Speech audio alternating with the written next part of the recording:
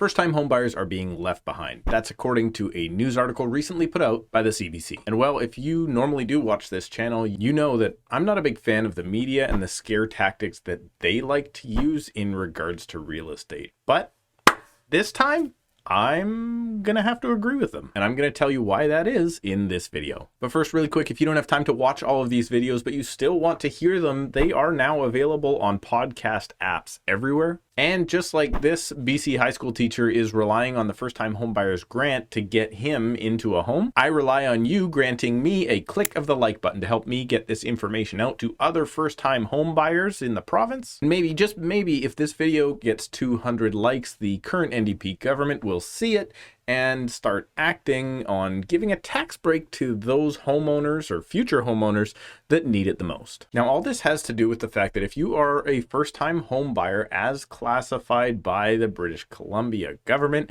you are exempt from property transfer taxes. And that is a lot of money, because when you do the very simple calculation for most home buyers in the province, and it does get a little crazy when you get up and over $2 million, but for most people, that calculation is 2% of the purchase price minus $2,000. And that is a whole lot more expensive than subscribing to this channel for the low price of staying up to date on the market. So yes, there are rules, and you do have to fit that criteria in order to get your exemption for the tax. But not just you, the first-time homebuyer, have to fit that criteria. So does the property. And really, that is where the problem begins. You see, the current first-time homebuyer exemption stops on properties once they reach a value of over $500,000. And well, in this market, as Gabriel points out, there's not a whole lot of properties that fit that price point. But in the government's defense, I did do a search, and just in the last 30 days throughout the entire Fraser Valley,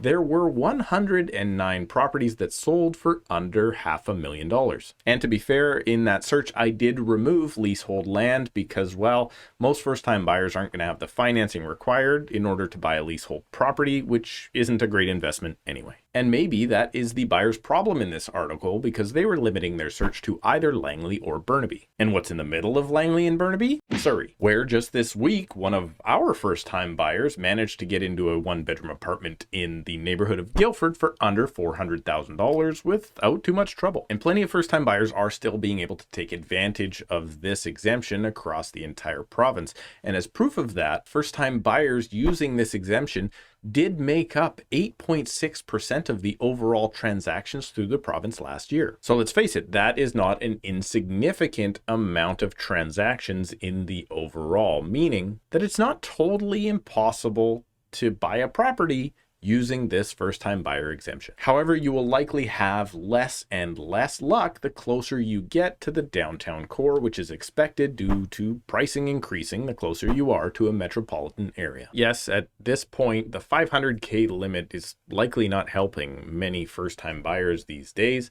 and in fact, it's probably hurting them. Just consider the fact that when the limit was increased to $500,000 way back in 2017, the Fraser Valley Real Estate Board benchmark price for a condo was under $300,000. And now that same apartment in today's market is almost $650,000. So I say it's time that this exemption gets adjusted, just like it's been in the past. Like in 2005, when it went from $275,000 to $325,000. 2008 saw another increase all the way up to $425,000. And in 2014, a bump all the way up to $475,000. Until in 2017, we hit our current limit, which still remains today, at $500,000. But if you are a first-time buyer and you are looking for relief, please don't hold your breath, because if you do, you'll be holding your breath likely for an entire year, or at least until we start seeing the budget come out from the provincial government for 2023. So my question to you is, should the PTT be increased, or should we leave it alone? Because increasing it will allow more first-time buyers to get into the market, but leaving it alone will make it harder for first-time buyers to get into the market, and that actually could be a good thing for our marketplace